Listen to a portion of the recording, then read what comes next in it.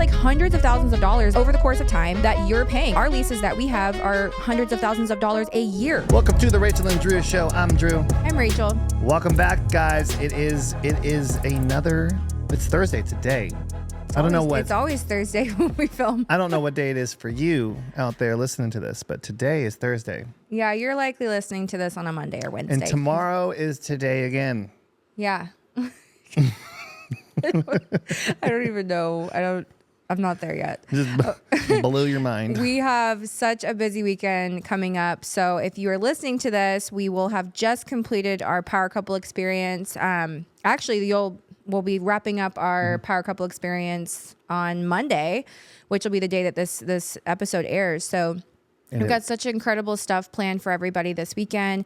We have about 30 couples flying from all over the country to Austin, Texas, which is where we are traveling to do this event at the highest Lost Pine. So I'm really excited to be able to really teach everybody financial golden nuggets and help these married couples like really connect, be able to get on the same page, be able to really identify extra income streams that they can earn together, and to just get really serious about the life that they are building together and to view it like that, like they're building something. Game plan, action steps. Just realized I need a cowboy hat. Is that all you were thinking about the whole time? The entire time. Yeah, I went in to go, but not just a regular. You go to Austin, like it makes sense. You got to kind of do it. I'm at that age where I can rock a cowboy hat. Drew has a shopping problem. Yeah. So If you know us, you know this, and you know that I'm the one that has to reel him in often. So yeah. If you enter our closet, you'll see that he has like twice as many clothes as me. Great clothes. Twice as many accessories and things. So yeah. That is fair. That is fair. Yeah, and then I'm more into like home projects, like you might see some like new furniture, new things like that. Drew, it's like your clothes. per project. She's dropping more funds on the things than the clothes. I'm increasing the value of our home. Fair. What are you doing? Making sure you're married to a freaking dime piece, a unit. Oh my god. I sent her a text. It's like, what are you doing? I was like, I'm in the gym, making sure you stay married to an absolute unit. Yeah. I am. What can I say? Okay, so today I want to talk to you guys about leases. So this is something that I have just seen happen again and again, and I've done a reel on this. The reel was actually pretty popular. A lot of people commenting on it, saving it, bookmarking it. So I was like, okay, let's do an actual episode like exclusively on leases and what to do and not do when signing a lease. So we've definitely signed many leases in our careers, and a bundle. Yeah, and it's important that you know what you're signing when you sign it. Duh. However, a lot of people, the number one thing that I see that people screw up on when signing a salon lease, they will literally sign the lease, and the first sentence or two in the lease will read, that whatever the landlord's entity name is, and then it'll say and then this person's personal name. Like that's the wrong thing. That is like rule number 1. Do not have a lease like with you personally and your landlord. Like do not do that. And I'm gonna explain in a second why. But even just now before we started filming here, we have a client, amazing client. Her and her husband signed a lease in their personal capacity. The lease is with the landlord and them both, which I was like, why? But both of them in their personal capacity, and they just didn't know better, right? And so that was the very first thing that I flagged, and I was like, I was doing a loom for her and recording my feedback on the lease because now she's having some issues with her landlord. And I'm like, okay, well, there's lots of things I see, but like the first thing is like, if you guys bounce, you guys decide like, okay, we're going to leave. We're not going to fulfill this lease. This dude can come after you in your personal capacity, and he's got you and the husband on the lease, So anyway, I just, I'm bringing this up not to make people feel like dumb or feel bad or whatever, but to be able to help you if you have done this or you're about to do this, and maybe you're up for renewal, or maybe you are signing your lease for the very first time. Please, for the love of God, make sure that it reads the landlord's entity name and your entity name. Okay, so your company name. They'll try to sneak one on you too. Like you could tell them that you want that done, and then they won't do that. I've seen it happen where they're like, "Oh yes, absolutely, I'll make that change." And then like, what are you more concerned with? And when you're reviewing the lease, you're like thinking about the money stuff, like what they're including, what they're covering, you know, like what the percentages are going to be on maybe the commission to the agent. Like you're thinking about like the bigger things, but what really is the biggest thing of all is the fact that the leaseholder is not you personally. And I'll get into a couple reasons why here in a minute, but we see this so much. And like, you know, this is not a residential lease. This isn't like you getting an apartment, right? And like, it's a small thing. Like this is like hundreds of thousands of dollars likely over the course of time that you're paying. And I mean, our leases that we have are hundreds of thousands of dollars a year. So like, think about just the weight of that. If let's say something happens, like even if like you and your landlord get into a tiff about something, and maybe like you're really not at fault and they are, like they could still file a lawsuit against you personally, and like we do not want that. Which the whole intention of a limited liability company is to be an entity between you and the doings of your business, so that does not happen. It's a veil. It's a veil, and I can tell you guys, like if you like, it's already. I mean, and that's a whole nother, like I could literally go on. Maybe we'll do that as our second episode, but a piercing of the corporate veil lawsuit that you could find yourself in if your books aren't nice and tidy, you know, and neat, where, you know, if you've got personal expenses, let's say your kid's daycare flowing through your business account, you would be surprised how many people I've seen do this, where you've got personal stuff that's flowing through the business. It's very easy for someone, an opposing attorney, to do a piercing of the corporate veil lawsuit and win. And it's because, and it sounds like what it sounds like they can literally, it's like, honestly, I think of like Harry Potter, when I've explained it this way before, like Harry Potter, where he's got like the invisible cloak or whatever. And Brooks is loving this because he's a Harry Potter dork like me. So you've got like this invisible cloak, and you've got Harry like hiding in the library or wherever the hell he was. And everyone else is like, you know, just business as usual, just walking around him, and he's like right there hiding. The thing is like, if you sign a lease in your personal capacity, there's no invisible cloak between you and this person. And even if you have an LLC, and you have a cloak between you and this landlord, it could be very easy for them to do a piercing of the corporate veil lawsuit, because of the fact they could prove like, hey, there is no difference between her and her entity. They are one and the same, right? Especially if you own your company and your own like person, like you own it 100% by yourself, right?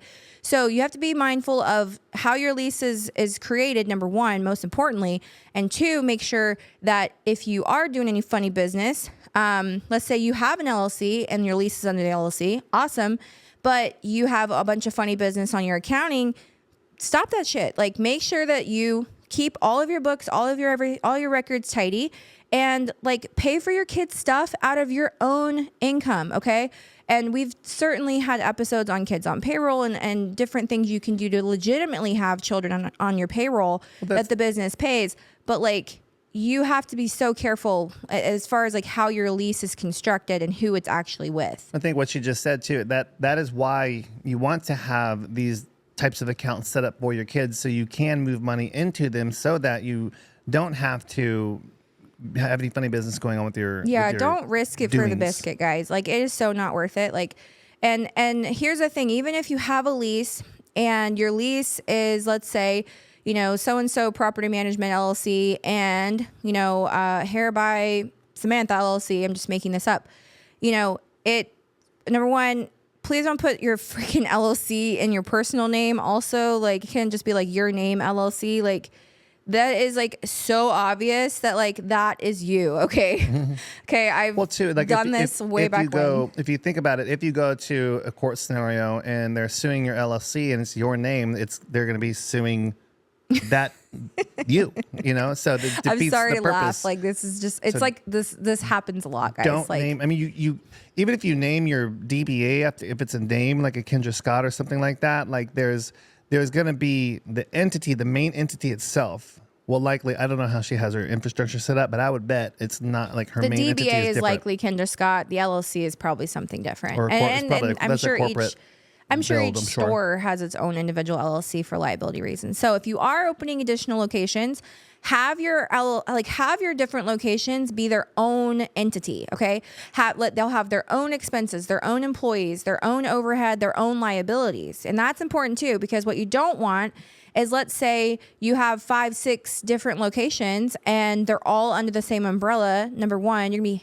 hammered with taxes. 2, your books are going to be a freaking nightmare for an accountant or a CPA to deal with. And 3, you aren't going to know clearly which entity is profitable, right? And you might have one sucking the other one dry of profit. So everything has to be separate. You want to have different LLCs for different, locations. That's also an important thing to note too. And then you're likely going to sign a personal guarantee. Okay, I've really never met a small business owner who has not signed a personal guarantee. And if you're listening to this and your lease is under your LLC and you don't have a personal guarantee addendum in your lease stack, you are a lucky girl, because I can tell you that is very rare. And you probably have a smaller lease, and maybe that person on the other side didn't know to include that. But if you're signing a lease, I'd say more than like 20 or so pages, bet your butt you're probably going to have a personal guarantee. And I'm going to explain what that is. So a personal guarantee is when you, in your personal capacity, okay, so I, Rachel Thomas, okay, am personally guaranteeing this lease. Meaning, if, let's say, the Salon, TBL, LLC does not fulfill its lease obligation, guess who that landlord can now go after? They can go after me and my personal capacity. So unless you're like this ginormous corporation like freaking Nordstrom or Ulta or Sephora or whatever, you're likely, you're not a publicly traded company. You're a small private business. You're likely your business may not even have assets at all at first.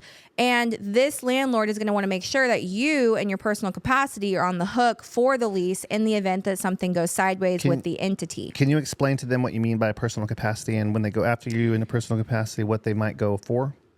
Yeah, like your personal capacity, meaning like you, like there is no cloak, okay? It's like you as you. It's them suing them versus you. Like that would be the worst thing ever, right? And if you own things. Yeah, if you own something.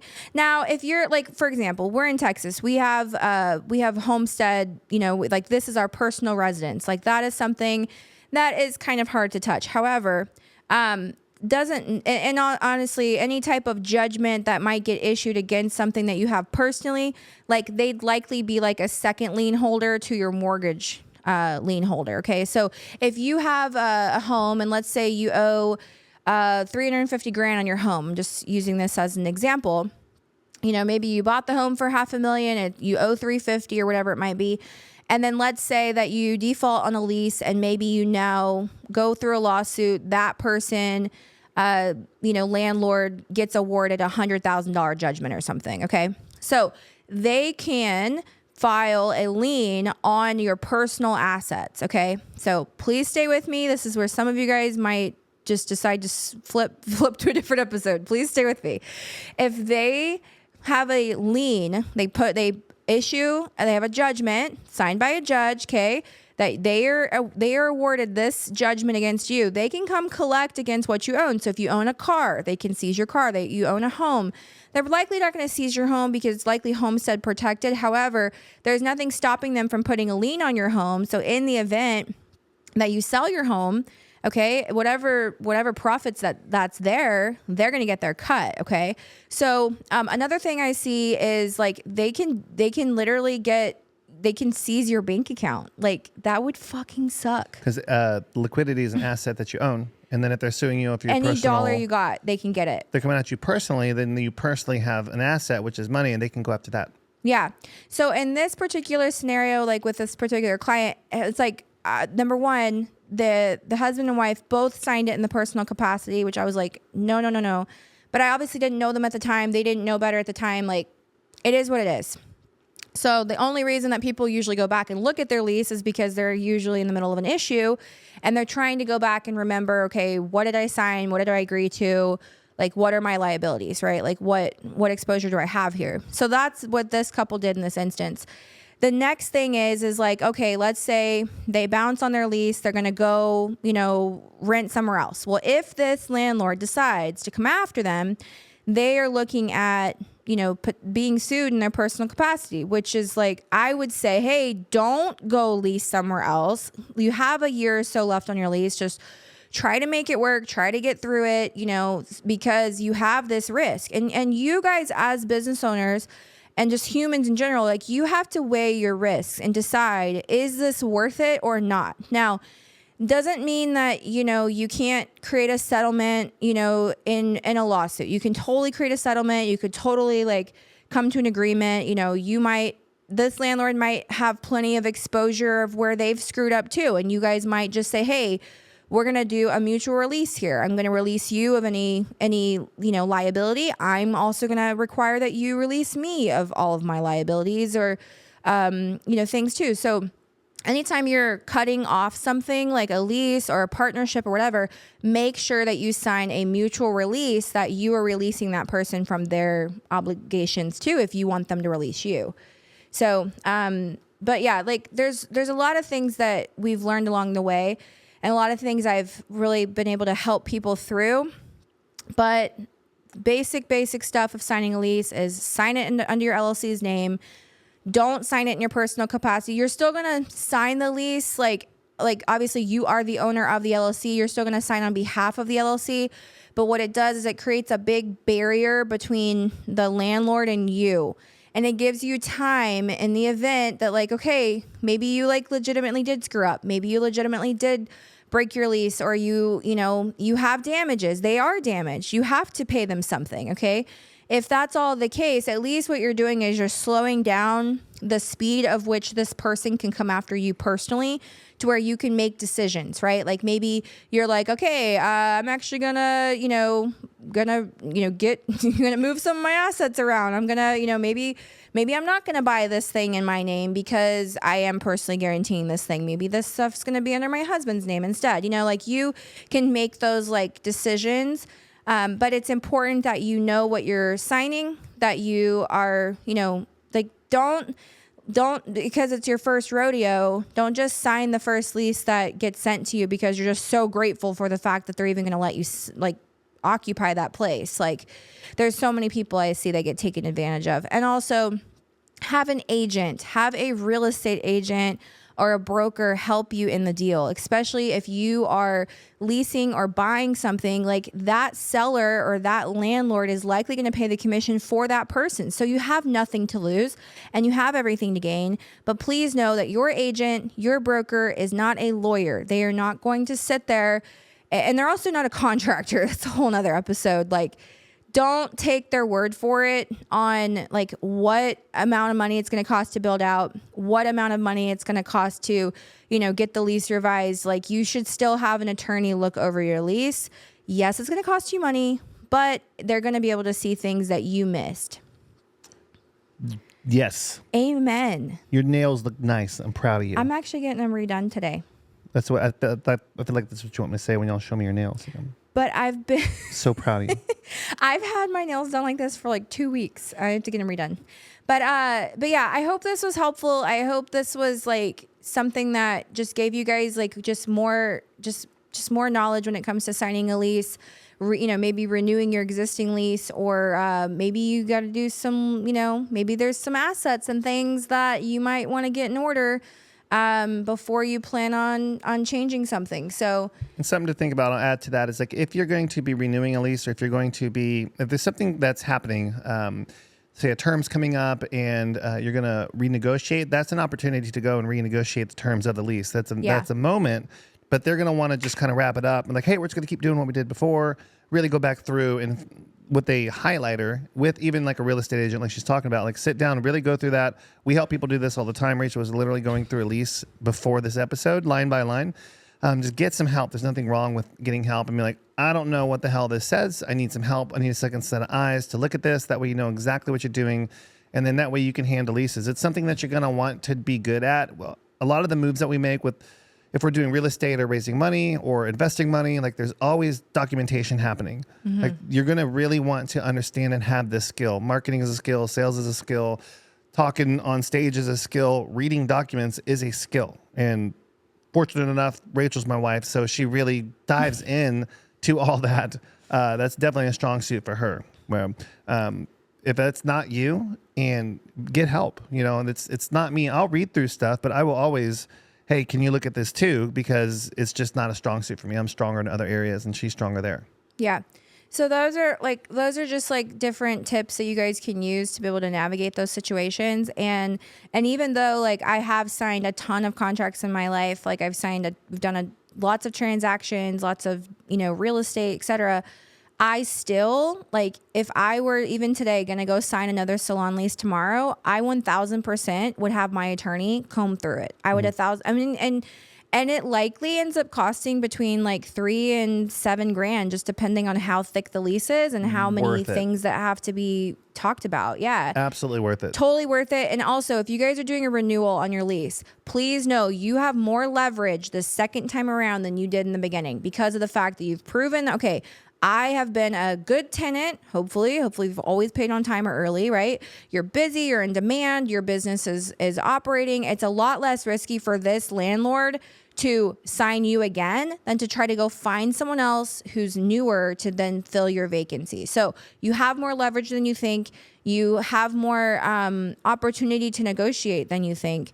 And just use these skills and come back to this episode. We'll also link a couple of ways to connect with us if you guys are wanting to be in a mentorship with us, you're wanting to be in an online course with us. We have different agreements and lease agreements and stuff for renters, and employees, like if that's something that interests you. But we'll put some links in the description below. But I think that pretty much wraps us up. So yeah. Well, check out the links, guys. There'll probably be one link, and then check that link out, and then that way that'll bring you into everything that we do, and then you'll be able to see what you need to see. Even if it's just hopping on a call and having a chat with us, we can do that. Yeah. And certainly help you out.